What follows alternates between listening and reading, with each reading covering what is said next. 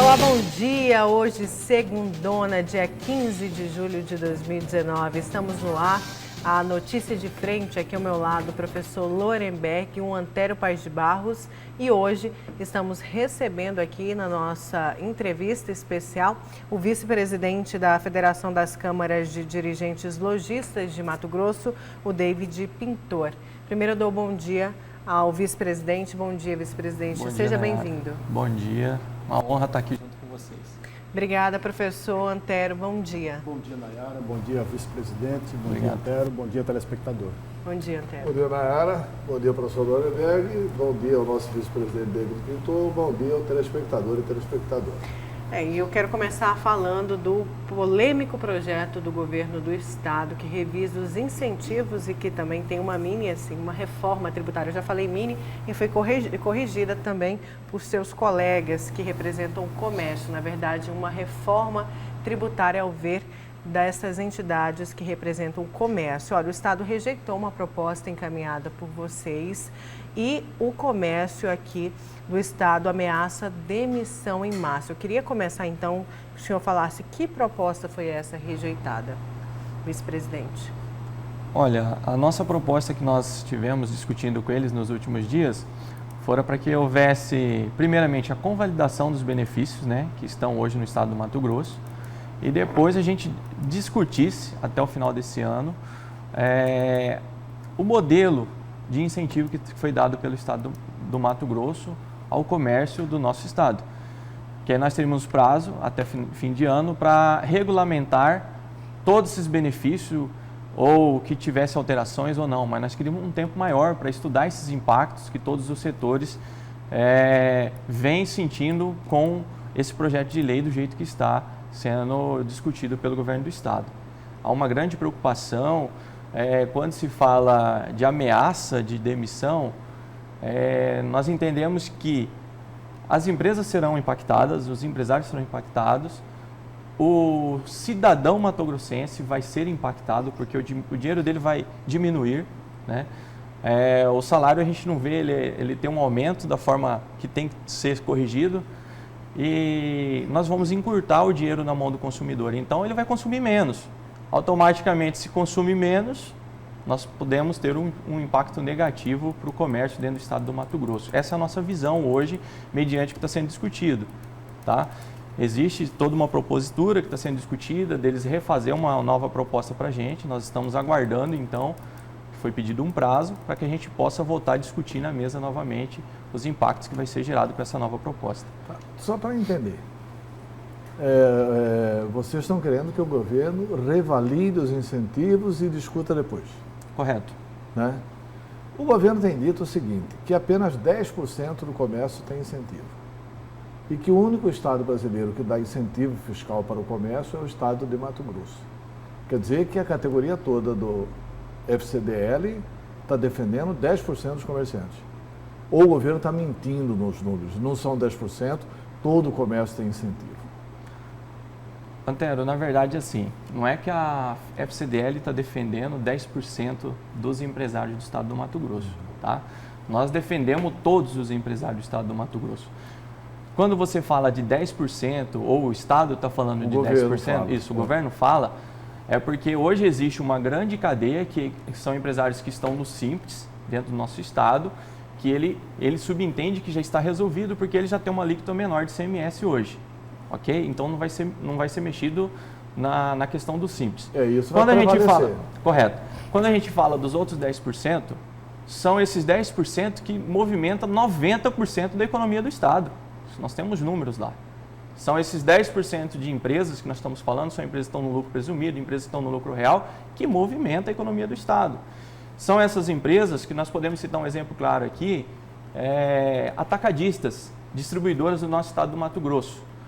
São empresas que estão no lucro real e que vendem para esses 90% de empresas. Deixa eu só fazer um parênteses. Correto. Com relação aos atacadistas, a informação que se tem é que o governo atendeu os atacadistas. Porque uma das reclamações do setor atacadista é que a gente tinha uma concorrência deletéria com relação ao estado de Goiás.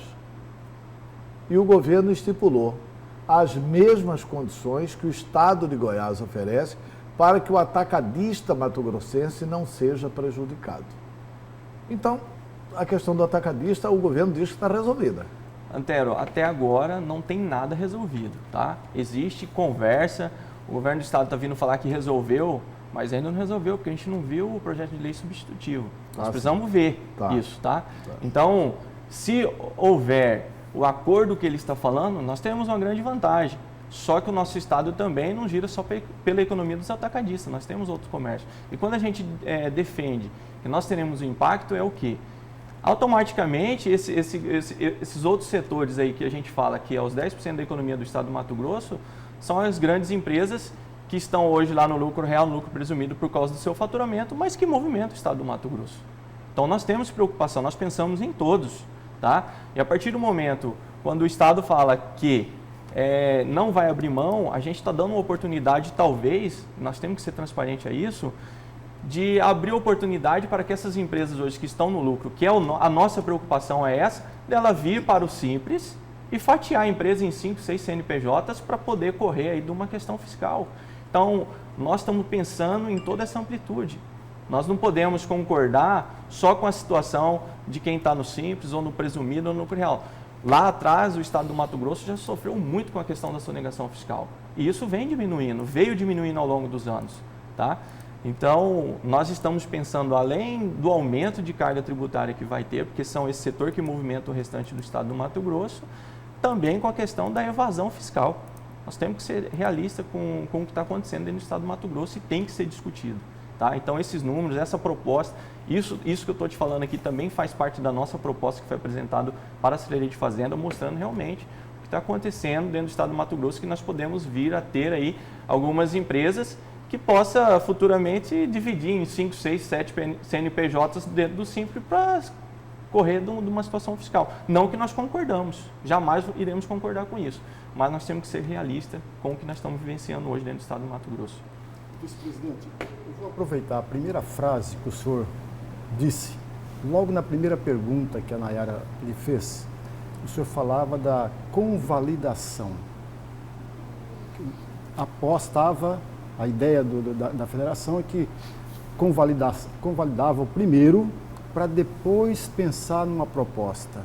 Duas perguntas. Qual é a vantagem para o governo do estado? Qual é a vantagem para o estado e qual é a vantagem da sociedade? A convalidação primeiro. E a segunda, o senhor falava também na discussão de uma nova proposta. Qual é a mais importante proposta da federação nessa discussão toda? Olha, quando a gente fala, vou começar falando da nossa proposta. A maior proposta que nós fizemos para o estado do Mato Grosso foi fatiar isso em 4 ou 5 categorias para que ele pudesse convalidar esses benefícios e também voltássemos para o conta gráfica, que é o que está sendo discutido, porque se fala muito que tem uma DIN e realmente ela existe, que é uma preocupação nossa também. O comércio até então concordou para que voltasse para a conta gráfica, débito, crédito, mas nós não podemos balizar todos os segmentos quando ele fala lá que vai dar um crédito otorgado para a gente, para diminuir esse impacto para os setores, porque se a gente jogar diretamente para o novo modelo de imposto, vamos dizer, de arrecadação tributária dentro do estado do Mato Grosso, nós temos setores aqui que vai ter um impacto de 70% a 90%, isso é real, nós apresentamos esses números para a Secretaria de Fazenda. Tá? Então, quando se fala que nós queremos melhorar um crédito otorgado, é para que esse impacto possa diminuir, então, para 15%, para 20% no preço final do produto. É isso que nós temos discutido. E essa foi uma das propostas que nós fizemos. Nós até concordamos mudar de carga média para ficarmos igual a todos os outros estados do estado do Mato Grosso, só que hoje nós não podemos chegar e falar, nós vamos dar um aumento aqui para o nosso consumidor final de 30% lá no preço do produto. Tá? Você vai aumentar o imposto e tem todos os outros impostos federais. Você tem toda uma questão logística dentro das empresas hoje que tem que ser discutido. Então, quem vai pagar a conta novamente é a nossa população. Isso é o que está sendo discutido hoje e é a nossa preocupação. Mas esse discurso, Por favor, André.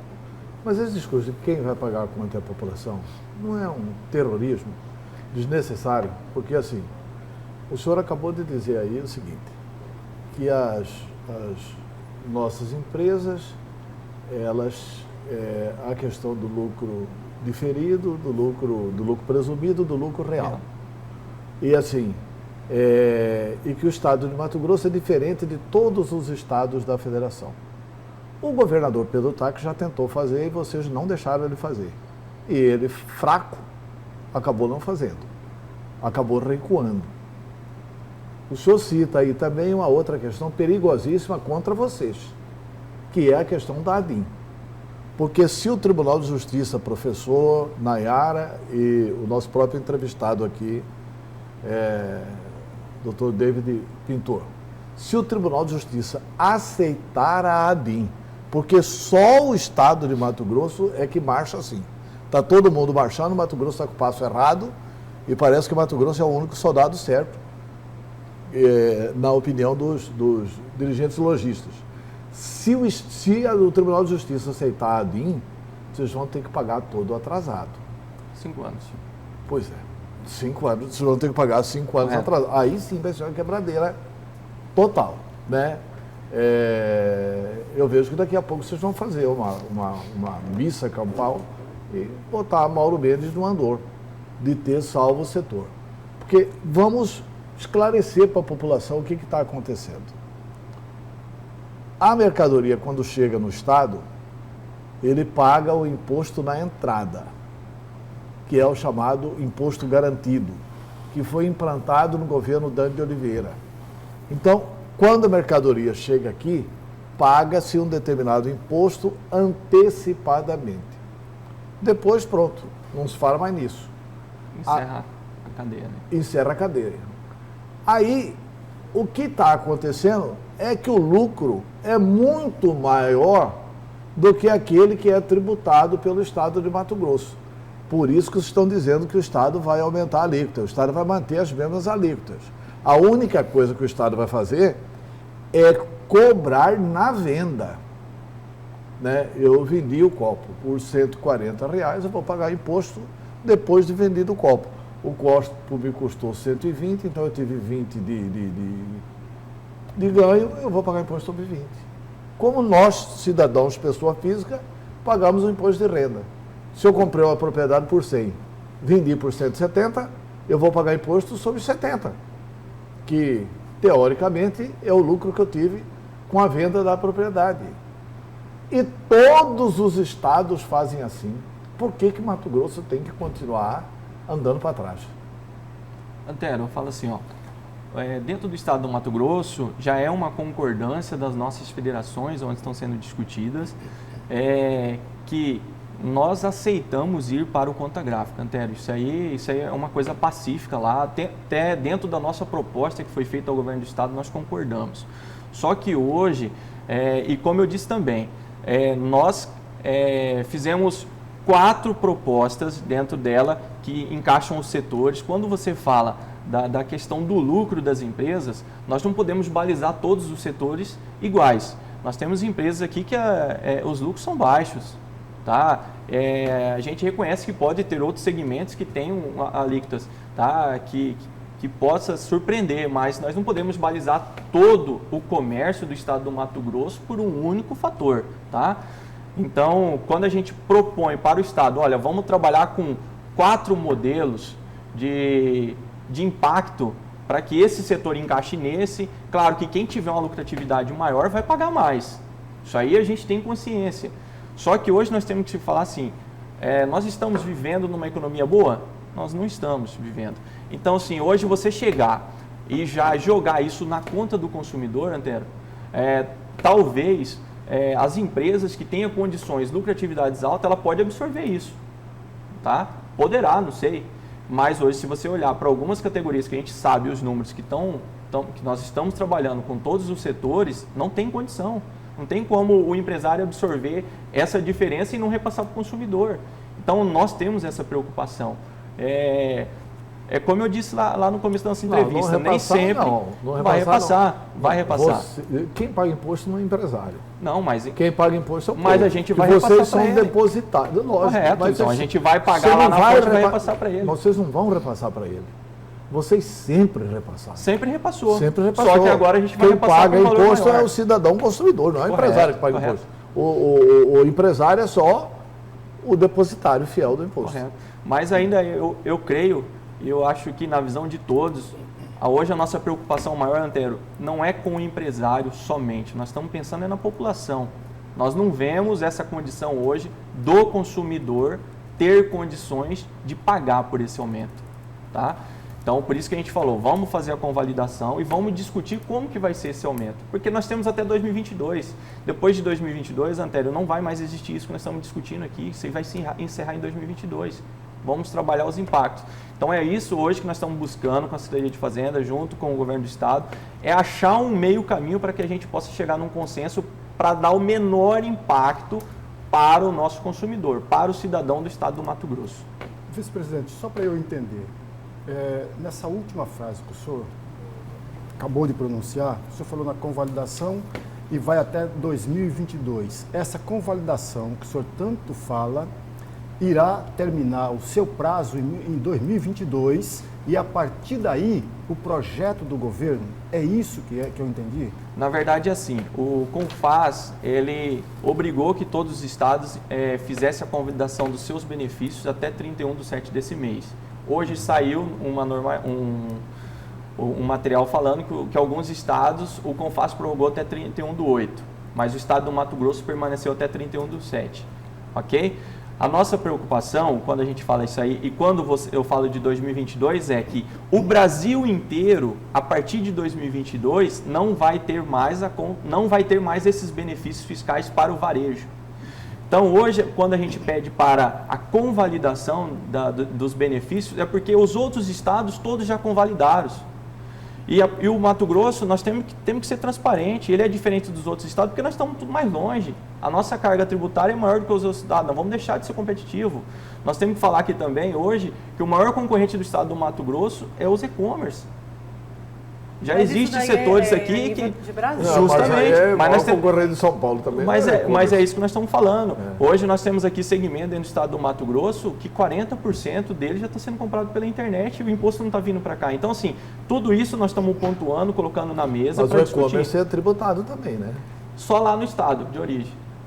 Tá? Aqui, se o consumidor comprar, ele não vai pagar imposto dentro do estado do Mato Grosso. Tá? Então, essa é a nossa preocupação. O estado do Mato Grosso não está tendo essa receita. Então, quando a gente fala tudo dentro do estado do Mato Grosso é mais longe, as despesas das empresas são altíssimas para ter uma logística dentro do estado. E aí, quando eu falo, a partir de 2022, não existirá mais isso. E aí, essa convalidação ou esse modelo que está sendo proposto e que vai funcionar é justamente para acabar com as guerras fiscais dos estados dentro da nossa federação. Então, isso só vai até 2022. A indústria, eu não recordo agora, ela vai um pouco mais para frente, mas o comércio em geral, ou que esteja dentro dessa cadeia atacadista, esse modelo só funciona até 2022. Pois é, quando o governo do estado fala que hoje tem empresas do setor do comércio que tem 1000% de lucro e que, no caso que o Antero puxou, não teria necessidade de repassar esse tributo, repassar essa taxa para o consumidor. Como que o comércio responde? Quais segmentos são esses que têm alto faturamento? Olha, quando foi publicada uma tabela que foi falado que nós tínhamos setores com lucros de 1000%, e a gente foi estudar essa tabela, a gente viu que não era tão real essa tabela. Tá? O item que ele falava que tinha 1000% lá, era um produto específico, e aqui eu posso ser transparente com os senhores, que eram baterias para iPhone. Tá? Lá, quando a gente pegou essa tabela que houve a publicação, lá estava escrito bem assim, antes do produto, SVC, serviço. Então, a empresa está deixando de fazer nota de serviço e embutindo o serviço no preço de venda. Em cima pega o preço de reposição do produto ali, mais o preço de venda. Aí, se você pegar por ali, vai dar 1000%. Tá? Então, isso a gente foi estudar. Ela não é realista, não é a nossa realidade hoje do comércio. E hoje nós estamos falando ali, quando se fala de bateria para esse tipo de telefone, é só por assistência técnica. Quantos que isso representa perante os outros comércios? Eu acho que isso é uma situação que tem que ser melhor trabalhada e nós, dentro da nossa proposta, nós estamos sendo muito transparentes, porque a Secretaria de Fazenda ela tem todos esses números, esses dados. Quando a gente senta para conversar, nós temos toda uma equipe técnica e jurídica, nós não temos por que mentir para o Estado. Nós estamos sendo realistas e mostrando para ele o que está acontecendo. Até porque tanto vocês sabem como o Estado sabe também, né? Claro, justamente, estou falando. Não tem necessidade da gente mentir lá para eles. Não precisamos disso. Mas tem uma situação que é outra preocupação minha, que vem também desde o governo Pedro Táxi. O governo Pedro Táxi tentou tudo isso e recuou em tudo isso. Né? Com essa movimentação no comércio, o Pedro Táxi recuou, é o que dá o tal do instrumento da reeleição. Senão a gente já teria resolvido isso lá no governo Pedro Táxi. Esse desalinhamento de alíquotas sobre o mesmo produto, que também está sendo resolvido nesse projeto.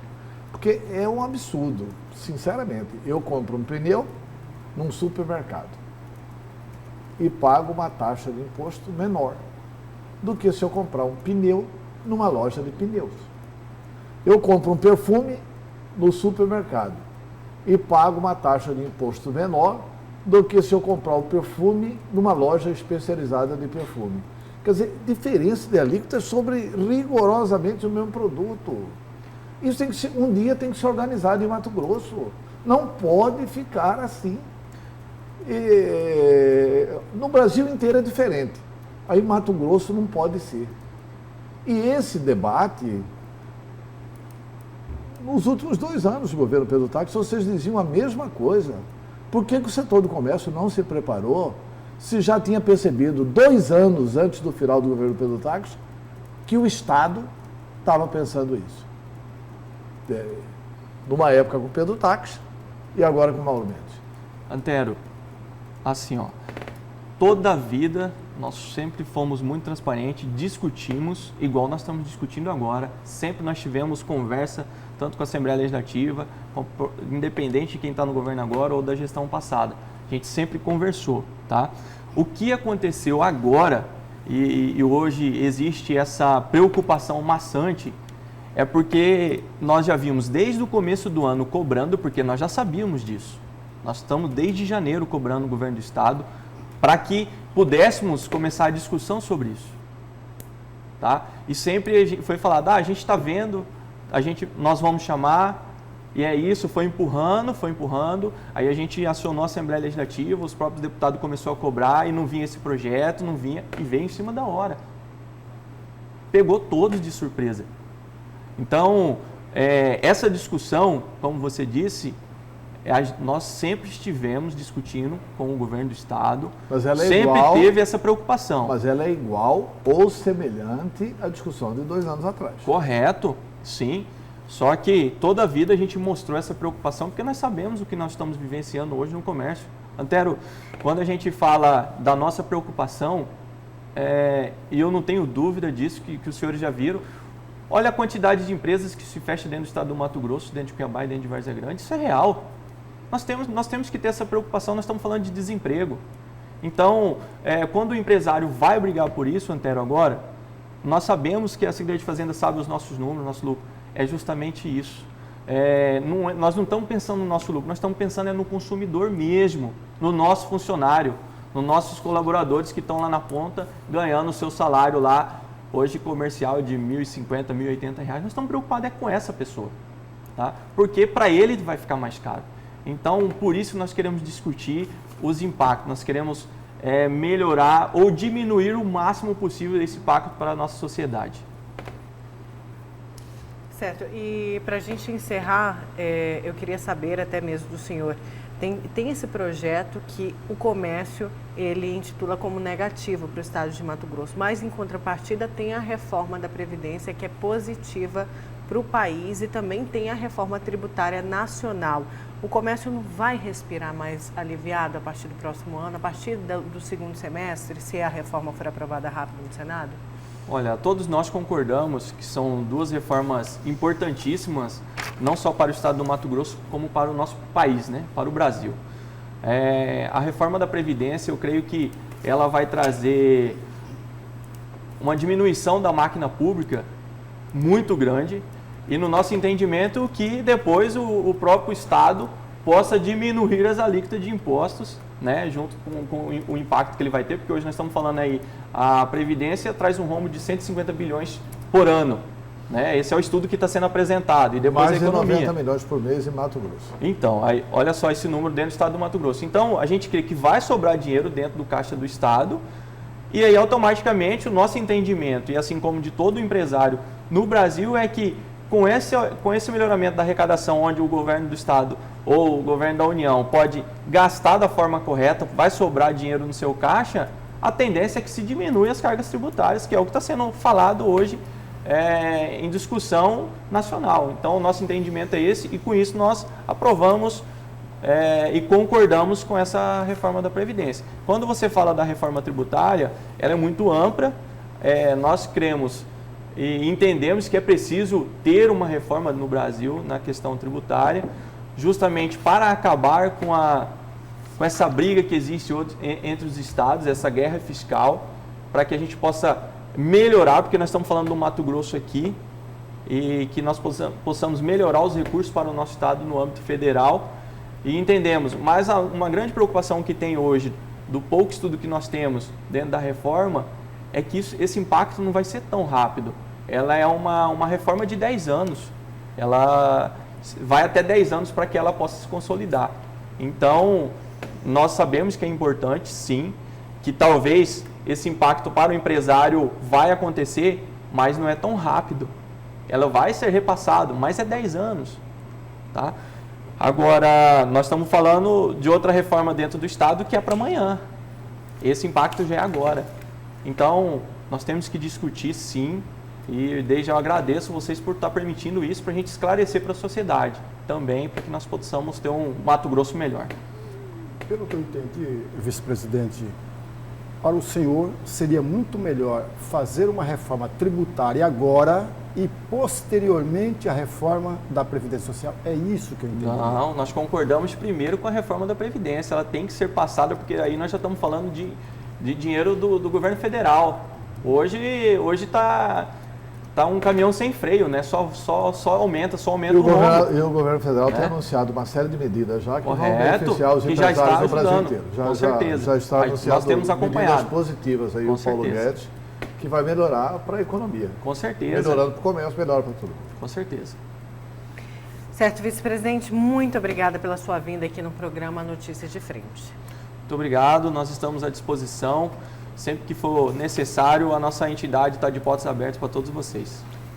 Certo, a gente conversou com o vice-presidente da Federação das Câmaras Dirigentes Lojistas de Mato Grosso, o David Pintor. Após o intervalo, nós vamos receber aqui no estúdio do A Notícia de Frente o presidente da Ordem dos Advogados do Brasil, seccional Mato Grosso, Leonardo Campos. Não saia daí, a gente já volta.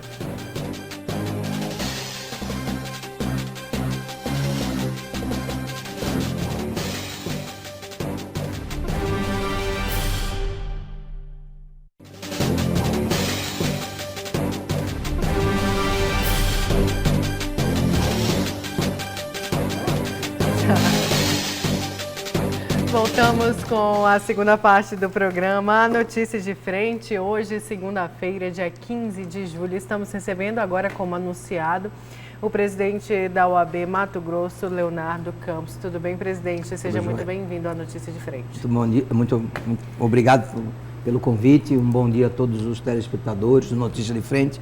Para nós da Ordem de Advogados do Brasil é sempre uma honra e um prazer retornar a este programa. Presidente, na semana passada repercutiu muito o que o senhor falou de que a lentidão, destacando a lentidão do Ministério Público em relação à Grampolândia. Mas eu quero começar, antes da gente contextualizar, da gente falar, repercutir mais do que o senhor falou, eu quero começar com o que o presidente da Associação Mato Grossense do Ministério Público, o promotor de justiça Roberto Turim, falou na sexta-feira. Ele disse que a sua fala nada mais é do que disputa de egos entre Perry e o presidente da OAB, Leonardo Campos. Como que o senhor responde isso? É até engraçado, desculpe o telespectador, porque essa me pegou de surpresa. Disputa de ego entre nós e Orlando Perry, eu acho que ele se equivocou. Poderia, se houvesse uma disputa de ego entre o Ministério Público e alguém, porque nós e o desembargador Orlando Perry estamos em sintonia com o mesmo objetivo e o mesmo propósito, qual seja, o desembargador, diante da sua imparcialidade e falando nos autos, de acordo com que as provas chegam nos autos, e nós, Ordem dos Advogados do Brasil, enquanto representante da sociedade, recebendo as documentações e as informações da sociedade, daqueles diretamente ou indiretamente envolvidos, temos provocado o Poder Judiciário, na qualidade de denunciante, de denunciante e, a partir daí, cobrar do mesmo Poder Judiciário que determine as investigações. Portanto, o desembargador Orlando Perry e a Ordem dos Advogados do Brasil estão, neste momento, caminhando no mesmo rumo, no rumo de imprimir celeridade às investigações, cobrando aqueles que detêm, vamos dizer assim, a atribuição legal, e é importante, até me estendendo na resposta, deixar claro, a atribuição legal é uma coisa, legitimidade é outra.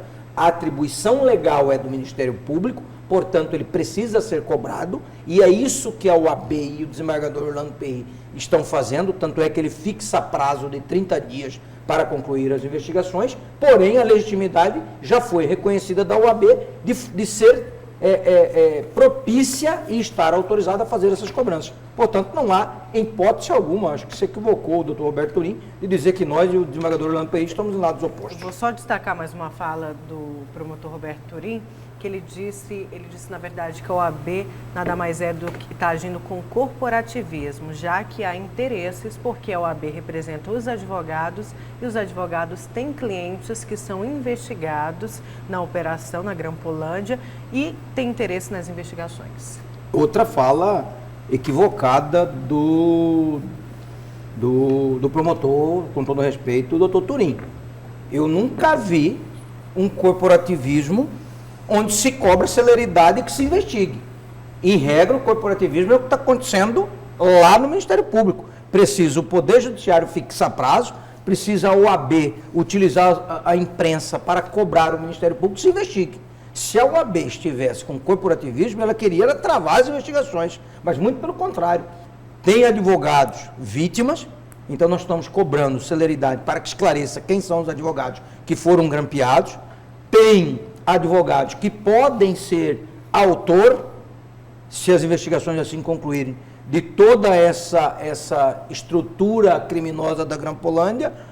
Então, o corporativismo, em regra, você não deixa a investigação prosseguir. Nós estamos do lado oposto, cobrando a todo momento, de todas as formas, inclusive quando o processo esteve com o ministro Mauro Campbell, eu fui a Brasília por 3 vezes.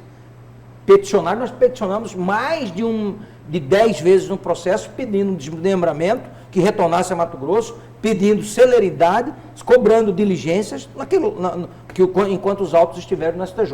Então, outra fala equivocada. Talvez no âmago, na ânsia de defender, de exercer o papel de presidente, e ele está no papel dele de defender a sua instituição, ele meio que colocou os pés pelas mãos. Eu nunca vi uma instituição corporativa cobrar celeridade em investigação para punir os responsáveis. Geralmente é o contrário. Presidente, completando a pergunta da Nayara e estendendo um pouco mais a sua resposta, eu gostaria da permissão do senhor para ler o item 6º da nota que o Roberto Turim traz.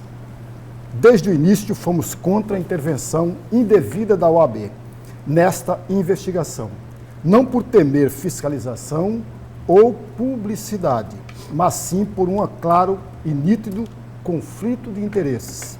Inúmeras investigações e interceptações telefônicas foram colocadas no mesmo balaio da chamada Grampolândia. E a OAB, antes de tudo, representa advogados que representam clientes que são investigados e, obviamente, têm interesses nessas investigações. Sem falar que jurídica e processualmente falando, entidade de classe não tem legitimidade para atuar como gestora ou fiscalizadora de investigação criminal. Basta ler o CPP. Bom, mais uma vez também uma fala infeliz do doutor Turim. Vocês estão percebendo que aqui parece que inverteu-se os papéis? A Ordem dos Advogados do Brasil, que representa a advocacia, como ele bem disse, os advogados, portanto, sempre estariam na defesa, defendendo acusados, e o Ministério Público acusando. Desde quando começou a Grampolândia com a divulgação desse esquema clandestino de escuta telefônica, a Ordem tomou o papel de cobrar celeridade nas investigações, defendendo a sociedade, defendendo aqueles que foram grampeados de forma indevida, tiveram sua privacidade invadida, e o Ministério Público sempre sendo cobrado. Cadê as investigações? Que rumo estão tomando as investigações, por onde as investigações estão indo. Então, mais uma vez, quando tive a oportunidade de dizer no programa do Antero, que não me venham com elementos jurídicos. Mais uma vez, o doutor Torim cita elementos jurídicos. Legitimidade processualmente, legalidade processualmente já está superado. O Supremo já falou, o Tribunal de Justiça já falou por mais de uma vez. Então vamos esquecer o argumento processual. O processual já está definido que a OAB tem legitimidade para acompanhar as investigações, podendo se fazer presente, por exemplo, no ato de interrogatório, oitiva de testemunhas, indicar provas, como nós indicamos. Nós indicamos provas, por exemplo, lá atrás, que se fizesse uma perícia no guardião. Mas uma perícia no guardião é uma perícia complexa, que se fizesse pela Polícia Federal. Isso foi diligência que a Ordem solicitou, ou melhor, que a Ordem sugeriu. Nós estamos aqui para colaborar. Nós queremos ajudar a instruir esse processo e, ao final, levado a cabo, que se puna quem tem que punir, inclusive advogados. E eu quero deixar muito claro, em todas as operações, que há advogado envolvido, e por isso que a OAB tem autoridade moral para cobrar, em todas as operações. Inclusive na Grampolândia. Houve advogado preso, a Ordem trabalha para garantir a proteção às prerrogativas, a não violação às prerrogativas, por exemplo, sala de Estado-Maior, não ser conduzido preso sem a presença de um representante da OAB, e concomitante, de imediato, instaura-se o processo no Tribunal de Ética. Todos esses advogados, não só dessa operação, mas de todas as operações que fizeram delações ou foram presos, respondem um processo no Tribunal de Ética que pode culminar com a cassação. E nós, inclusive, já tivemos advogados que foram cassados ultimamente, publicamente foi divulgado. Então, o que eu quero dizer? Legitimidade já está sepultada. Nós queremos contribuir com as investigações. Agora, eu não consigo enxergar, e peço que vocês da imprensa que tenham um olho de outro norte, onde está o conflito de interesse? A Ordem representa advogados que representam seus clientes. E a Ordem está pedindo celeridade para investigar, portanto, punirá. Se esses clientes desses advogados estiverem envolvidos, serão punidos. Onde que está o conflito de interesse? Estranho seria se a Ordem não quisesse que investigasse para proteger os clientes dos advogados. Mas está tão claro, a Ordem está cobrando celeridade para que as investigações cheguem a seu cabo, ao seu fim, punindo quem tem que punir. Militar, civil, que obviamente são clientes desses advogados. Presidente, no caso aí não está o corporativismo invertido pelo seu raciocínio? Ao invés de ser um corporativismo dos advogados, ser um corporativismo dos membros do Ministério Público, a OAB não desconfia, não passa a impressão de que o Ministério Público está lento, como disse, aliás, o desembargador Orlando Perret, demasiadamente lento, em função da possibilidade de alguns de seus membros estarem sendo investigados? Com certeza, Antero. É isso que passa para a sociedade. E como que isso quebraria? E pergunto a vocês três. Aqui eu estou para responder a pergunta, mas faço a pergunta.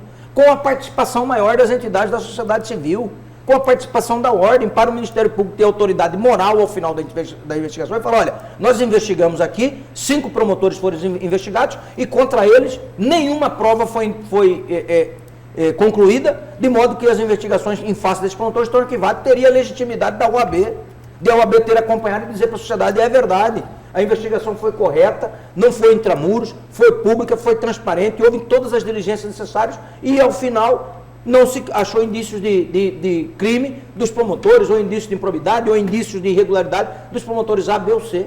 Pronto, estava resolvido. Era o detergente da luz solar que precisa sobre essas investigações. Agora, me parece que isso tudo tem que ser tratado às portas fechadas, isso tudo tem que ser tratado de forma que um não pode saber do espaço, um não pode saber dos outros. E quero deixar muito claro, aproveitando esse importante espaço, se tiver um advogado envolvido, deve ser punido. Envolvido na qualidade de autor. Eu sei que tem na qualidade de vítima, mas não sabemos quem, mas sei que tem. E se tiver na qualidade de autor, me permita, Antero. Parece que tem também, né? Lógico, inclusive eu disse, o advogado que foi preso na Operação Grampolândia, e já teve advogado preso, já responde processo no Tribunal de Ética. Ele está aberto com um processo de incidente de inidoneidade moral, que se procedente o torne inidôneo e via de consequência caça um registro profissional na OAB. Já tem o processo instaurado. Qualquer um basta ir lá consultar. Óbvio que eu não posso fornecer para o público geral. Mas, por exemplo, a pedido do Ministério Público eu forneço, a pedido do delegado eu forneço, porque o processo tramita sob sigilo. O nosso sigilo, por exemplo, não é seletivo. E eu disse, por exemplo, me questionaram, e eu ouvi com um boato nesse sentido, de que a ordem estaria cobrando apenas a celeridade das investigações da Grampolândia, que possivelmente se instaurou no GAECO. Do GAECO. Eu falei, olha, ou o promotor tem amnésia crônica ou esquecimento seletivo. Só pode ser uma dessas duas pontas. O coordenador do NACO, doutor Domingos Sábio, ou tem amnésia crônica ou esquecimento seletivo. A Ordem dos Advogados do Brasil foi a primeira instituição que denunciou a Grampolândia de um modo geral. Nós denunciamos a Grampolândia com barriga de aluguel em operações que tramitavam na 7ª Vara, Ouro Bitolo, por exemplo, Arqueiro, Metástase, Imperador. Nós denunciamos a quebra de sigilo fiscal na Cefaz, que aportou depois na OAB, por denúncia, e digo nomino porque é público, o doutor Roberto Tardelli.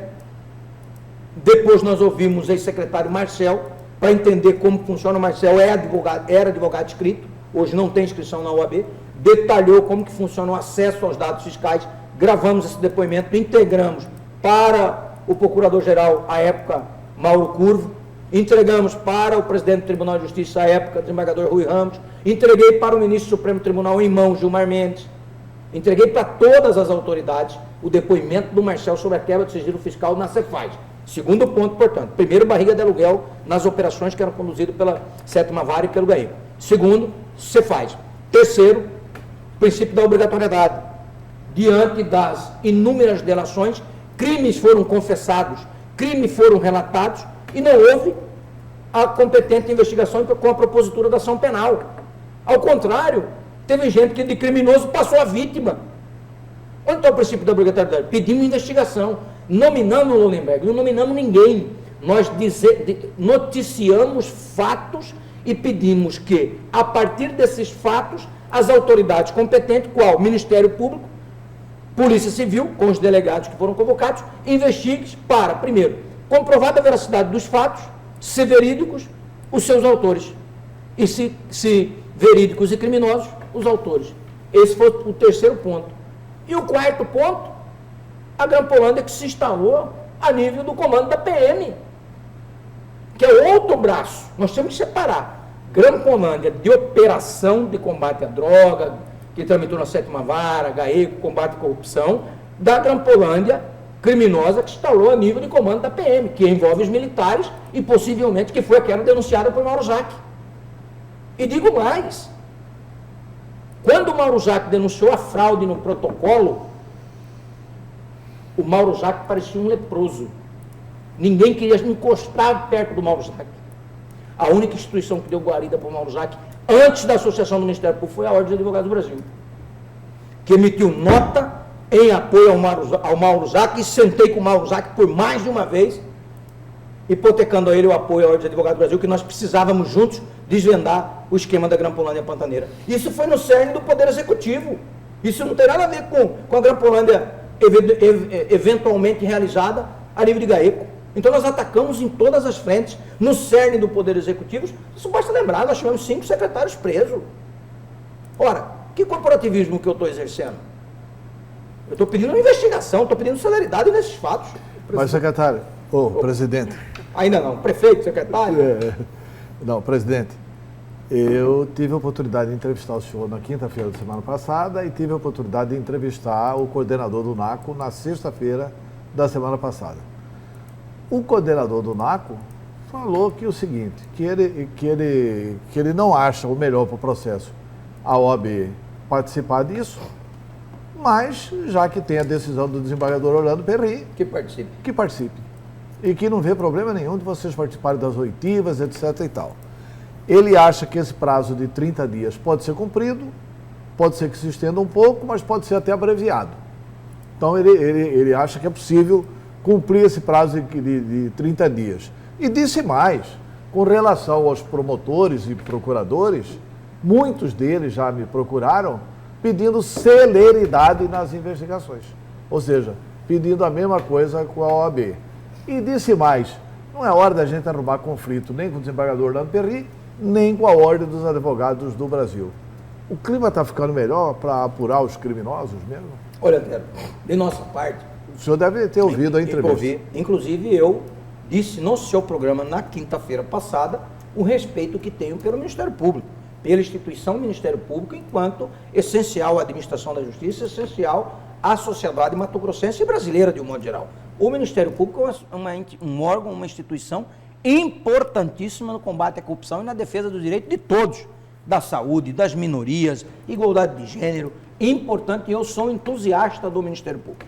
Ponto. Esse é o primeiro passo. Doutor Domingos Sávio, especificamente. Doutor Domingos Sávio é meu amigo pessoal.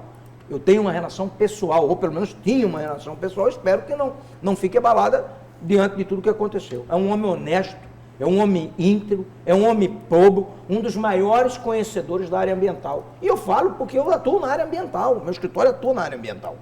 Aí nasce a minha convergência de pensamento com o doutor Domingos Sávio. Então eu respeito muito o procurador de justiça Domingos Sávio, é um homem íntegro, de relevantes serviços prestados à sociedade mato-grossense. Inclusive, eu ouvi quando você disse que se você fosse governador, colocaria o Domingos Sávio como secretário de Meio Ambiente. Seria um ótimo quadro, um ótimo nome. Eu acho que todos nós podemos ter nós temos que construir pontes e não edificar muros. Essa é a intenção da UAB. Por exemplo, Antero, guardado o sigilo, eu não estou pedindo para ser gestor de investigação, eu não tenho nem competência para isso, não tenho nem capacidade legal para isso. Eu estou pedindo para acompanhar as investigações e sugerir diligências como essa que nós sugerimos de perícia no guardião. Olha, o Domingos Sávio não poderia ter nos chamado, por exemplo, os militares, se é que procuraram, nos procuraram aqui, o que eles têm aqui são isso. Vocês acham que isso aqui, vocês podem contribuir, acham que isso aqui é elemento de prova para aceitar uma delação? Eu tenho absoluta convicção que chegaria à mesma análise do Domingos Sávio. Olha, com esses elementos não dá para aceitar. Ou seja, nós queremos contribuir em nome da sociedade e estamos dispostos a contribuir. De minha parte, da parte da Ordem dos Advogados do Brasil, qualquer rusga já ficou no passado, página está virada, agora nós queremos, de fato, auxiliar, olha o termo que eu vou usar, auxiliar o Ministério Público nas investigações, auxiliar nas diligências, etc. E para nós é muito fácil. Mas essa não deveria ter sido a primeira abordagem para não criar justamente isso que o senhor falou, rusgas? Abordagem em essa pergunta auxiliar. Teria que ser direcionada para quem abordou de forma equivocada, né? A Ordem, desde o primeiro momento, tem abordado em ser uma... O senhor não acredita em excessos? De nossa parte? É. Em hipótese alguma. Tanto é que o tribunal, em todos os pedidos, ratificou, ou seja, confirmou que a Ordem deve participar. Então, quer dizer, de nossa parte, existe uma investigação, você está arrumando, vamos trazer para um exemplo cotidiano, você está arrumando sua casa, sua vizinha chega e fala, Nayara, eu quero ajudar você. Você fala, não, daqui para fora. Acho que a postura foi outra, né? Olha, nesse momento eu não estou precisando, mas se eu precisar, vou te consultar. A boa vizinhança, a relação institucional manda que se trate com cordialidade e com respeito. Tanto é que foi 20-0 no tribunal e agora uma decisão do FEI de 30 laudas. 30 laudas de argumentos jurídicos. Por isso que eu digo, não me venha com argumentos jurídicos. Mas eu prefiro agora, nesta semana que se inicia, olhar para frente. Amanhã nós teremos... Que é uma semana importante. Amanhã nós teremos os depoimentos, a reinquirição dos militares, salvo engano, do Cabo Gerson, do Zaqueu e do Lesco, que prometem trazer fatos novos. Faz tudo no mesmo dia? Me parece que são 3 dias. Experiência, são 3 dias. Me parece, 2 dias já estão marcados. Aí eu concordo, por exemplo, com o Domingos Sávio. Se esses militares forem requeridos não trazerem fatos novos, está claro que estão procrastinando o processo, porque o processo já está em fase para julgamento. Aí eles pediram reinterrogatório, alegando que trarão fatos novos que culminarão com as investigações. Ou seja, não trouxe fatos novos, pune de forma severa, para não procrastinar o andamento do feito. Trouxe fatos novos, vamos agrupar os fatos existentes e investigar. É isso que eu estou dizendo. Eu prefiro, nesta semana que se inicie, olhar para frente e andar de mãos dadas com o Ministério Público. Obviamente, o Poder Judiciário não pode estar de mão dada, porque ele tem que ter a venda da justiça para julgar de forma imparcial e que nós possamos auxiliar naquilo que foi possível, contribuindo com as investigações. Presidente. Da minha parte, está superado toda e qualquer vírgula que podia ter existido. Presidente, com relação à notícia que se espalhou no Estado de que militares queriam fazer delação, mas essa delação foi rejeitada. Digamos que isso seja real, seja verdadeiro, qual é a opinião do senhor a respeito? Me resta até descobrir o que eles vão dizer amanhã, se confirmada a audiência amanhã, avalizar o que o coordenador do NACO disse, por confiar na capacidade técnica e na coerência e na honestidade, que eu já disse do doutor Domingos Sávio. Ou seja, mas vai depender do conteúdo do que eles disserem, né? O que E assim, e que não basta dizer também, né? Claro. O Domingos Sávio disse que... apontando o rumo de prova. Exato. O Domingos Sávio disse que não havia juridicidade para aceitar a delação premiada. Que você deflagra o processo da delação, o investigado traz aquilo que ele tem, provas ou indícios de provas que possam apontar o caminho da organização criminosa, desvendar o métier ou a organização, da própria organização criminosa e apontar superiores, com comando superior, poder de direção da organização criminosa. Então, é uma escada. Geralmente o menor vai denunciar no maior até chegar no topo, e não ao contrário, né? Que você visa chegar no topo da pirâmide. O Domingos Sávio disse que os elementos que foram lhe apresentados pelos militares não detinham elementos novos do que já são conhecidos. Portanto, não serviria para embasar uma delação premiada, que ela tem, aquele que delata, benefício legal. Então, nos resta, diante da seriedade do Ministério, do doutor Domingos Sávio, aceitar esses fatos como se verdade fosse e confiar nele. Ponto. Amanhã, segundo informações que temos, de forma não oficial, eles reproduzirão algo que tentaram fazer no Ministério Público, relatarão os fatos que relataram, que externaram ao doutor Domingos Sávio, e nós vamos ver a amplitude desses fatos. A partir daí, obviamente, que nós vamos acompanhar, encerrados os depoimentos, nós vamos requerer cópia desses depoimentos e encaminhar para as autoridades, para o relator do processo, desembargador Orlando Perry. Lembrando, Antero, só para deixar claro, que este processo apura conduta militar. Não tem nada a ver com os processos que estão com o desembargador Orlando Perry. Isso é outro foro, é outra competência. Aqui é na vara militar, apura se houve crime militar praticado pelos militares no exercício da função. Mas dependendo do que apurar, aí Prova migra emprestada, para lá, claro. prova emprestada para lá. Prova emprestada para lá. Por isso que eu disse que nós vamos ter acesso aos depoimentos. Presidente, ainda sobre delação, mas de uma forma geral, na opinião do senhor, da experiência, na militância do senhor, o que deve ser mudado com relação à delação de uma forma geral? Todos nós sabemos que a delação é um instrumento valiosíssimo. Porém, a meu juízo, e aí me corrija se eu estiver errado, há uma certa inversão de valores nessa mesma delação. Por exemplo, nós temos o ex-governador Silva Barbosa fazendo delação. Quando a delação... Já fez, né? Já fez a delação, homologado, já foi. Quando a delação é muito clara, o chefe da organização não pode fazer a delação. No entanto, nós vimos de uma outra maneira. A própria JBS. Então, o que, na opinião do senhor, o que deve ser modificado na prática da delação premiada no Brasil? Para responder essa pergunta, eu preciso fazer um contexto de uma forma geral. E vocês são mais experientes, eu não vou dizer mais idade mais avançada, até tem idade do meu pai.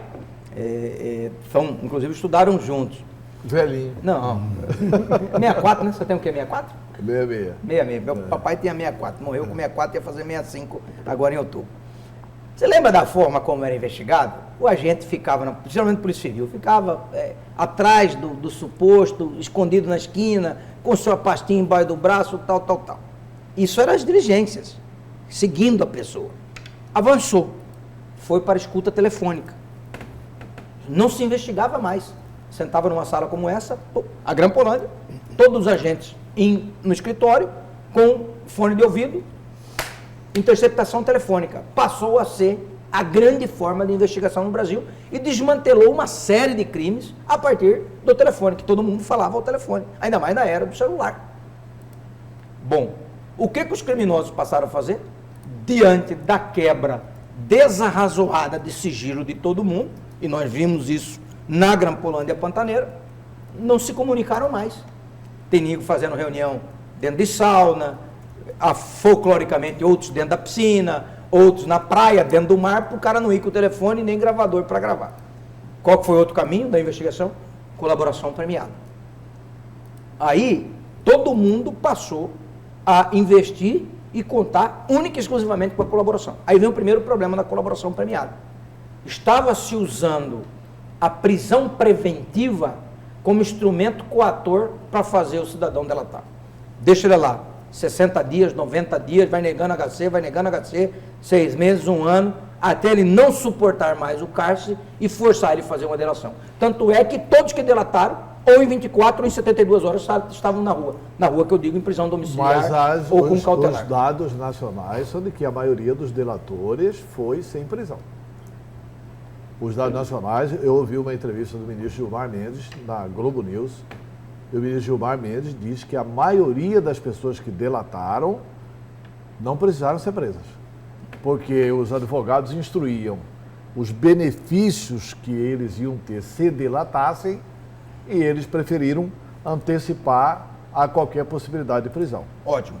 Então, o que eu disse, mas esse foi um dado que foi constatado, que grandes delatores só o fizeram. O Marcelo Odebrecht foi um deles.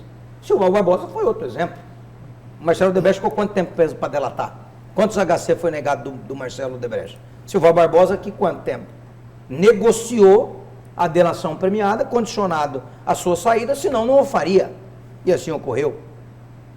Então, nós temos exemplos muito claros. Esse é um primeiro ponto. E o que nós precisamos também, talvez, é mudar para que o judiciário não seja apenas um homologador, um carimbador de acordo feito o Ministério Público com o delator. Quem tem o poder de soltar nesse caso é o Ministério Público. É o Ministério Público que faz o acordo. Por exemplo, JBS, você foi muito feliz. O faturamento da JBS era 6 bilhões. O acordo de delação premiada dela não foi 1/10, 10% do faturamento. Ou seja, realmente compensou o crime.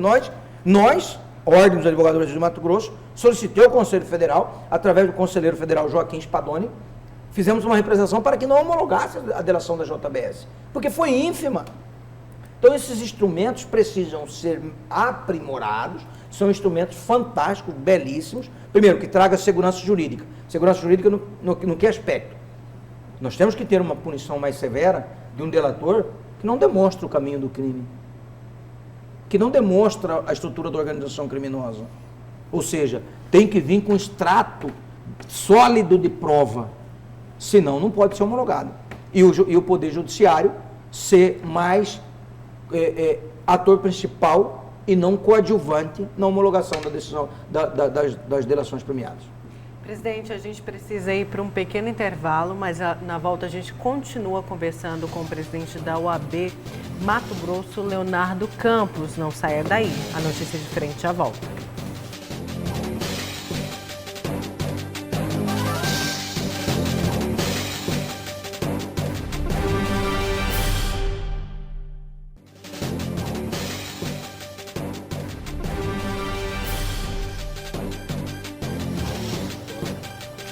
Voltamos com a última parte do programa Notícia de Frente desta segunda-feira. Estamos recebendo o presidente da OAB Mato Grosso, Leonardo Campos. Antes do intervalo, a gente falou sobre a Grampolândia Pantaneira e vamos continuar falando disso. Eu queria destacar uma fala sua do bloco passado, presidente. O senhor falava em relação ao Ministério Público que é preciso ter mais transparência.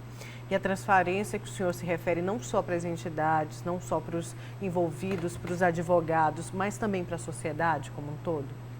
Olha, eu disse... Que muitas vezes não consegue acompanhar, que precisa estar mais dentro do Ministério. O Ministério Público é uma entidade essencial. Eu já disse isso, já teci rasgados elogios. E os procuradores gerais, os procuradores de um modo geral do Mato Grosso, são extremamente preparados e capacitados. Nós temos excelentes quadros dentro do Ministério Público.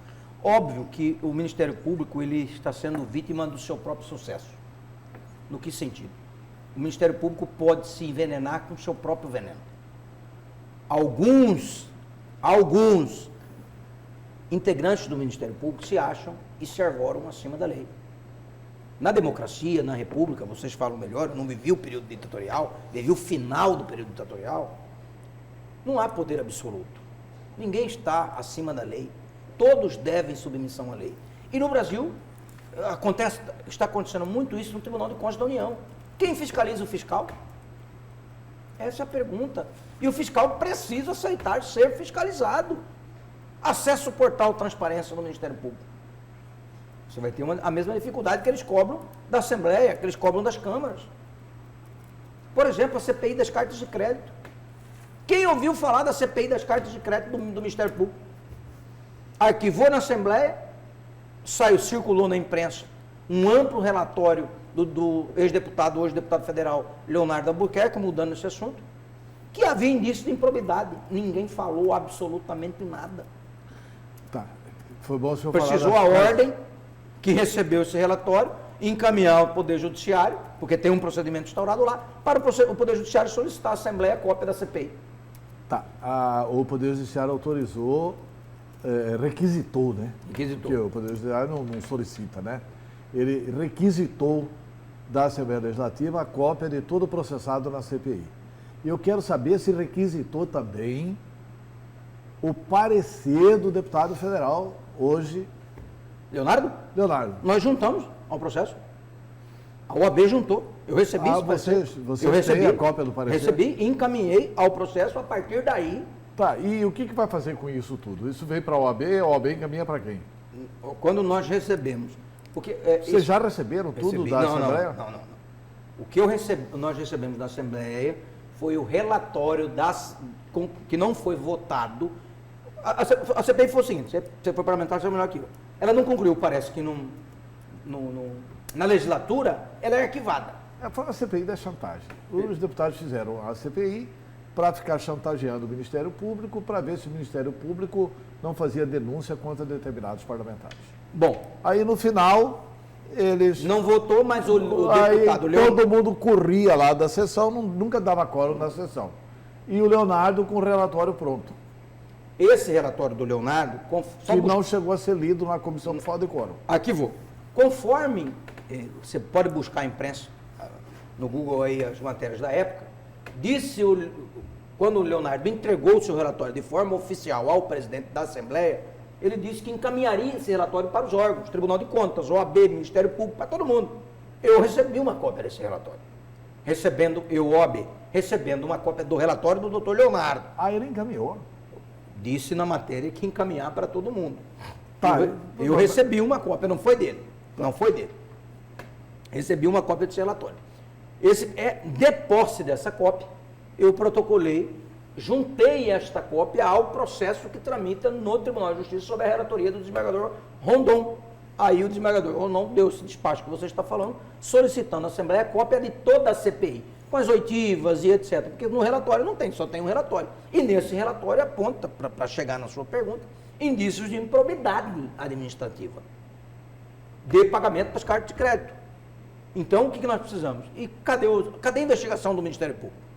Eu não quero ter ciência do que eles fizeram, eu quero ter ciência da investigação. Olha, aqui investigou e arquivou por causa disso. Arquivou por causa disso, mas o relatório diz ao contrário. Por que você arquivou? É isso que eu falo de transparência. É isso que eu falo que precisa, nessa entidade essencial. Sem querer defender o Ministério Público, como que o Ministério Público vai agir se isso não foi encaminhado ao Ministério Público? As conclusões da CPI, elas inexistiram. A CPI explodiu, igual bolha de sabão, não deixou vestígio. Não teve sessão final, não teve sessão de votação do relatório, não teve relatório encaminhado, não teve relatório aprovado, não teve nada. Ela juntou documento e não fez absolutamente nada, porque os deputados os deputados da época da CPI, não deve ter só rabo cotó, deve ser rabão grande, para não fazer absolutamente nada. O Ministério Público toma ciência de que lá no bairro tal, não sei o quê, está acontecendo alguma coisa pela imprensa. No outro dia ele está requisitando informação. Por que ele não solicitou o relatório quando o doutor Leonardo divulgou que o relatório dele foi entregue ao presidente? Eu o fiz. Para a Assembleia. Eu oficiei a Assembleia e pedi cópia do relatório. E aí encaminhei para o Rondon Brasil. Então, repetindo a sua pergunta, eu acho que o pau que bate em Chico tem que bater em Francisco. Tá bom, e com essa decisão do desembargador Rondon Brasil, qual que é a consequência dessa decisão? Olha, a consequência é, a Assembleia deve encaminhar todo o material da CPI, esse material da CPI será encaminhado ao desembargador, porque ele que requisitou. Vai ser encaminhado para ele, além do relatório do Leonardo, que foi encaminhado pela OAB, eu solicitei a Assembleia, encaminhei para o desembargador Bacio o relatório. 2. Bacio solicitou cópia à Assembleia. Fornecendo cópia à Assembleia, ele deve, por óbvio, encaminhar para quem? pro legitimado a investigar, se houver indícios da prática de crime ou improbidade. Ministério Público vai encaminhar para o Procurador-Geral de Justiça, que vai fazer a análise de todo esse relatório e emitir seu parecer, se tem indícios ou não de crime, se tem indícios ou não de improbidade, e entendo ofertar a respectiva denúncia e não tendo, arquivar. Ponto. É assim que funciona. Mas vai para o Procurador-Geral de Justiça. Dessa decisão dele, quem não concorda pode ir para o CNJ, CNMP e assim por diante, entendeu? Óbvio que o CNMP é um órgão que não atua em área judicial. Presidente, ao longo da chamada Grampolândia, e que falavam e falam ainda da investigação, na opinião do senhor, faltou algum lugar ou algum setor a ser investigado? Eu sempre dizia, e por favor me corrija se eu estiver equivocado, eu sempre dizia que o tripé da investigação da chamada Grampolândia deveria ser a Casa Civil, a investigação por todos os envolvidos, não apenas aquele garoto do protocolo, mas todos ali na Casa Civil. E já se provou que ele não fraudou o protocolo, né? Exato. Aí, o segundo setor que deveria ser investigado é o próprio Ministério Público, coisa que também não foi feita. E o terceiro setor desse tripé é o Judiciário, que também não foi feita. O senhor não acha que houve falhas ao longo dessas investigações, ou eu estou completamente equivocado? É uma investigação complexa. E aí o Domingos Sávio tem toda a razão quando fala que o processo ficou com o Ministério Público apenas 4 meses. Todo esse imbróglio que nós vivemos aí na semana passada, que eu disse que está águas passadas, é porque eles queriam tirar o AB. Eu, em momento algum, afirmei que o Ministério Público não estava dando sequência. O processo ficou um ano parado, mais de ano parado no STJ. E aqui, nesse setor que você falou, da parte do Poder Executivo, dos militares, em 24 horas nós chegamos ao oficial ministro pedindo 24 horas para os autos permanecer aqui, resolvi o escândalo da Grampolândia Pantaneira nesse braço do Poder Executivo.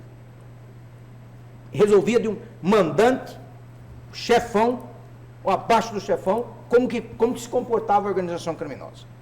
Por 24 horas nós não conseguimos desvendar isso. O ministro avocou, decisão judicial não se discute, se cumpre, o processo for para lá deitou em berço esplêndido por mais de um ano. Voltou para cá, as investigações já voltam para cá, a partir de fevereiro, que é quando começa o ano judiciário, vai para a 7ª vara remete novamente ao desembargador Orlando Perry, e aí começa a ter todos esses andamentos que nós presenciamos aí. Ela investiga esses 3 braços. Investiga o primeiro, o esquema coordenado pelos militares, que foi o que eclodiu o que era para investigar inimigos ou adversários políticos. Esse é um braço. No interim disso, foi chegando denúncia, inclusive para a própria ordem, como na Operação Ouro de Tolo. Aí que você mira a Grampolândia para o outro lado, que ela só estava para um lado. Aí você mira a Grampolândia para o outro lado. Qual lado? Operações conduzidas na 7ª vara. Ouro de Tolo, que investigou a ex-primeira-dama Roseli Barbosa, e a Roseli Barbosa foi embutido no seu nome mais de 10 telefones, como se dela fossem. E aí deferiu-se as escutas nesse telefone. O Poder Judiciário, por que as investigações são conduzidas no tribunal?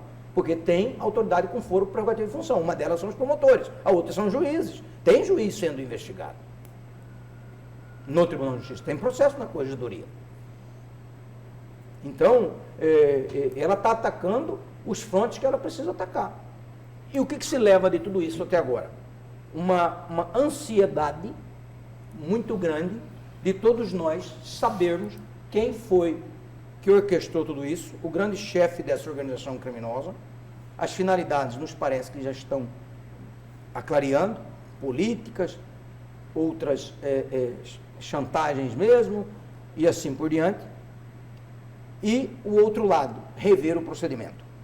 Porque eu não tenho dúvida que muitos promotores, como muitos juízes, Ordem dos Advogados do Brasil falando, reconhecendo, foram vítimas de relatórios que induziam a erro. Então nós precisamos rever o procedimento para o deferimento da quebra do sigilo telefônico. Isso ficou muito claro. Nós precisamos aprimorar esse procedimento, ter mais cautela, ter mais cuidado. Parecia e constatou-se que é tudo muito solto. se produz um relatório, e aí e a Polícia Civil? Nós não chegamos na Polícia Civil ainda. Onde está a Polícia Civil aí? Não, tem 2 delegadas que estão... Porque ela tem guardião. Ela tem um guardião. O guardião é um do GAECO, um da Polícia Civil, que é o aparelho que faz as escutas. Então, nós precisamos tratar com mais cuidado. O que eu disse para você, lembra? Era o investigador, depois ficou só escuta telefônica, agora virou só delação premiada, a forma de investigar crime. Não pode ser só escuta telefônica, pura e simplesmente. Ela é uma agressão muito forte à intimidade do cidadão.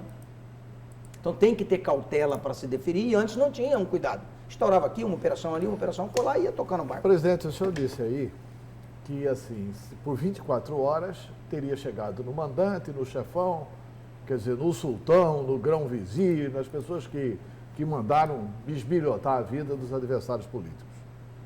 E mandaram a área militar bisbilhotar. E nós vamos ter amanhã o depoimento dos militares. Nesse depoimento dos militares, embora seja um depoimento na justiça militar, mas nesse depoimento dos militares, não pode ficar esclarecido tudo isso. É a nossa expectativa, né? Quer dizer, esclarecido com relação ao mandante e ao chefão. Novos fatos, né? E aí dependeria do que para que providências sejam tomadas, se isso vier a ocorrer. Bom, obviamente que depois foi o que eu disse no início da minha fala. Nós temos que ser duro com esses que pediram interrogatório. Porque esses estavam para ser julgados. Já estavam em fase de alegações finais. O Ministério Público já tinha apresentado as alegações finais no processo militar. Próximo passo era a alegação final dos réus, e depois decisão. Eles pediram o reinterrogatório. Já foram reinterrogados por mais de uma vez. Pelo menos o cabo Gerson. Agora o compromisso, segundo disseram, é que trarão fatos novos, inclusive esclarecedores, de todo o esquema da Campolândia Pantaneira em todos os seus setores. Operações que tramitaram na 7ª Vara e a nível de Poder Executivo, Casa Militar, Casa Civil, à época. Esse é a expectativa que todos temos. Após esses depoimentos, nós vamos tomar ciência deles, fazer um estudo e, por óbvio que num primeiro momento, se eles coincidirem com alguma das notícias crimes que já estão em trâmite no tribunal, ou nós, ou o Ministério Público, independente, o que importa é que se investigue, faremos a denúncia no bojo dessa notícia crime, ou se forem fatos outros, faremos uma nova denúncia crime noticiando aquilo que o cabo ou que os militares poderão dizer amanhã em complemento àquilo que até agora nós não sabemos. Provavelmente, como os fatos são o mesmo dessa notícia crime mãe, que os 3 procedimentos investigatórios criminais estão nela, deve ser juntado a esses fatos e aí deflagrar novas operações. Vamos colocar os pingos nos is, porque assim, a população tem muito claro de que não foi o coitadinho lá do protocolo que violou o sigilo de tudo, que alterou aquela correspondência para o Mauro Zac. O interesse de alterar aquela correspondência do Mauro Zac era da Casa Civil e do governador Pedro Taques. Né? Se isso aí se comprovar nesses depoimentos, apresentando provas, depoimentos, quando o cidadão coloca o microfone na farda e vai lá tentar gravar um desembargador... Muito grave, né? É um caso assim, gravíssimo. O cidadão colocou o microfone na farda e foi lá tentar gravar... Cavar uma suspeição. Para cavar uma suspeição do desembargador Orlando Perry. E muito provavelmente eles vão revelar também quem mandou fazer aquilo. Com certeza, com certeza. Né? Tá bom, o crime é militar. Mas aí eu quero o seguinte, se isso redundar naquilo que a população desconfia, aí tem dedo de Paulo e Pedro. Se isso redundar nisso, isso não volta mais para o desembargador Orlando Perry, né? Porque Paulo e Pedro não tem mais foro por prerrogativa de função, né? Se isso ocorrer, vem para o juiz da 7ª Vara. É isso ou eu estou equivocado? Aí precisa fazer uma análise mais acurada. Se chegar nesse nível, todas as investigações estão, de uma forma ou de outra, conduzidas pelo desembargador Orlando Perry. Ele é o relator prevento de tudo isso. Vai aportar nele essas notícias se chegarem dessa forma, e a ele cabe a análise se dentro dessas notícias tem autoridade ainda com foro por prerrogativa de função. Se não tiver, vai desmembrar com certeza. Ele designa para o juiz de piso. Do piso. Presidente, eu vou tentar descrever um quadro e eu gostaria de uma reflexão do senhor. Foi balizado o início dessa Grampolândia em 2015, mas eu tenho notícias que o grampo em vários telefones se dá em 2008, 2007, 2006, muito antes. Se nós voltarmos também no tempo, o João Goulart teve o telefone grampeado. O Carlos Lacerda, que era governador da Guanabara, também teve o telefone grampeado e o seu secretário de Justiça trouxe um aparelho para evitar que continuasse o grampo. O próprio Carlos Lacerda, que era governador da Guanabara, visitando o governador de São Paulo, Adhemar de Barros, ofereceu também esse aparelho para evitar que o seu telefone fosse grampeado. Portanto, grampos no Brasil são muito antigos. Para finalizar o quadro que eu tentei descrever, o senhor não acha que 2015 foi a baliza muito próxima, não deveria ser um pouco antes essa investigação? O cenário ideal seria esse, né? O cenário ideal seria distam de muitos anos, de muito antes, de várias campanhas políticas, reza o adágio popular, o comentário popular, que isso é uma prática corriqueira. Por isso que eu disse para você, talvez a gente não consiga resgatar o passado. Talvez a gente não consiga aprofundar o passado. E se resgatar também já prescreveu, Já né? prescreveu, mas tem que ser um marco doravante. Nós temos que ter punição exemplar para que neste momento atual, 2019, isso não ocorra. Nós temos que ter uma segurança e uma responsabilidade daqueles que operam o sistema Guardião ou qualquer outro que venha a ser implantado. É muito grave, é muito sensível. Então, o promotor tem que ser sensível ao pedir, o juiz tem que ser sereno ao decidir com cautela, diligenciar, se não está seguro do ramal telefônico A, diligenciar, comunicar a operadora. Porque como que é um relatório?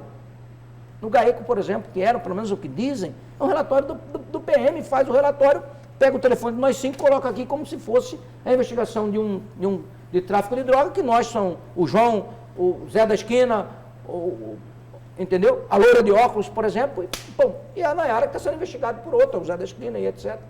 Então precisa informar, de repente diligenciar na telefonia para saber de quem que é esse telefone, ou seja, diligências prévias antes de serem deferidas. Isso eu estou falando do legal. Agora, imagina do submundo, se é que ele existe, do que acontece às madrugadas aí em vários prédios ou salas comerciais, como foi o caso. Mas as telefônicas têm como indicar para onde foram as gravações, né? Tem. E essa é uma investigação que... O desembargador Orlando pediu o cruzamento de dados de mais de 770 mil telefones para cruzar o que era legal, o que era ilegal e de onde que surgiu.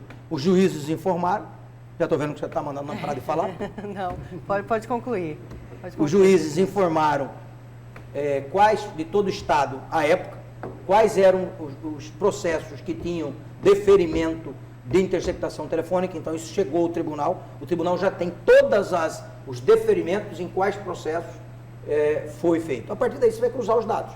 O que realmente tem a ver com aquela operação, o que não tem. Isso nós estamos falando, repito, vinculado ao judicial. PM, Ministério Público, GAECO, Poder Judiciário. Mas tem um outro lado, que é essa que você falou, o esquema clandestino, a arapongagem. A arapongagem é diferente do que nós estamos falando que ocorreu por um erro, o promotor induzido, o juiz induzido, deferiu confiando no relatório do policial, seja militar, seja civil. Esse é um ponto. Essa tem ordem judicial. Mas tem a arapongagem, que é aquela que não tem ordem judicial, porque onde começou. Que era político, médico, advogado. Presidente, muito obrigada pela sua vinda aqui no A Notícia de Frente. Eu que agradeço. Esperamos aí uma semana bastante agitada, mas acima de tudo uma semana esclarecedora. Nós precisamos dar uma resposta para a sociedade de tudo isso que mancha a história recente de Mato Grosso. Muito obrigado e bom dia a todos. Obrigada ao presidente da OAB de Mato Grosso, Leonardo Campos Antero. Professor, muito obrigada. Olha, e amanhã a gente vai falar da greve da educação, que depois de uma assembleia na última sexta-feira, na tarde da última sexta-feira, o Sintep decidiu manter, rejeitando a contraproposta do governo do estado. Então, está mantida por tempo indeterminado a greve da educação aqui no estado. Bom dia. Caramba.